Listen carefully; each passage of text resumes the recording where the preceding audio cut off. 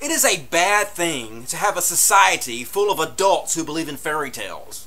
I can't even believe I have to tell you people this. It is obvious that it is a bad thing to have a society full of adults that believe in fairy tales. But apparently, it's not obvious to everybody, because every single day I get messages from people telling me, "Why are you an aggressive atheist? Why do you even care what people believe?" I care because it affects me.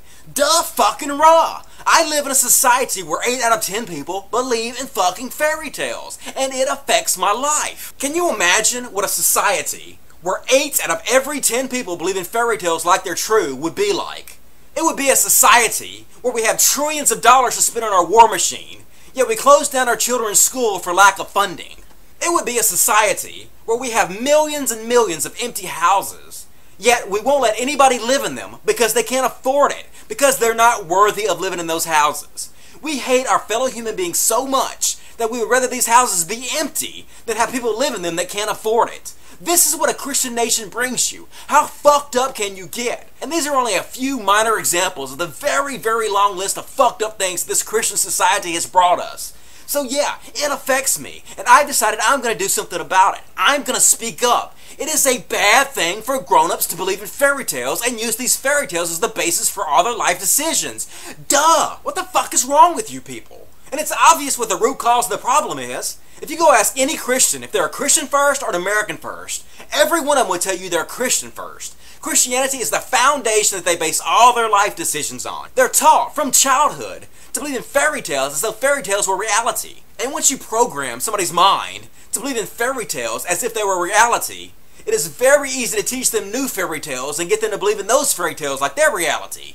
You know, fairy tales like patriotism and consumerism and celebrity worship and politics. Christianity is like the gateway drug of fairy tales. Once they get you hooked on one fairy tale, they can convince you of all kinds of other fairy tale bullshit.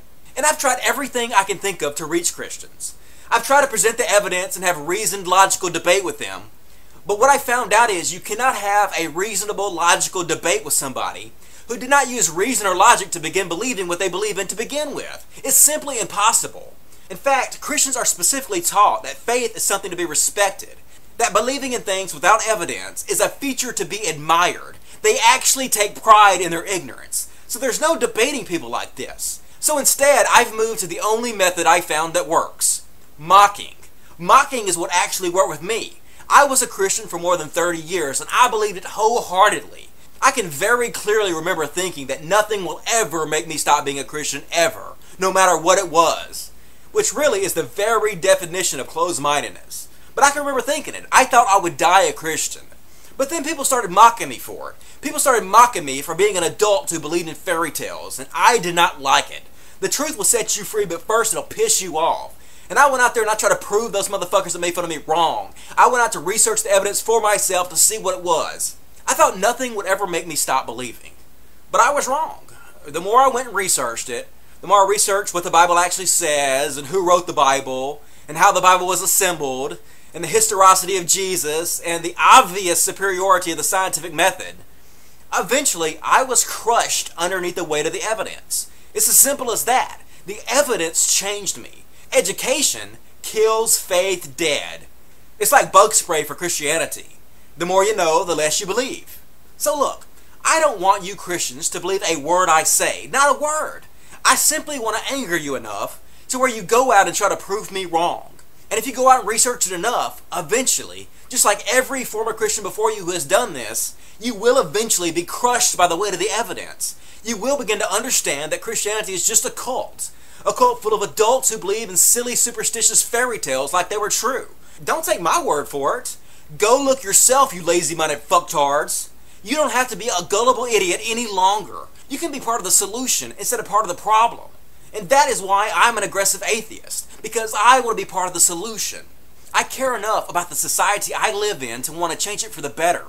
And I believe the best way to change the society for the better is to get grown-ass adults who believe in fairy tales to stop fucking believing in fairy tales. It's a very important first step in repairing our obviously damaged society. For the Cult of Dusty, I am the people's atheist, Dusty Smith, reminding you that the opinions of fairy tale believing adults should not be respected. Respect must be earned. Otherwise, it's completely meaningless. Logic.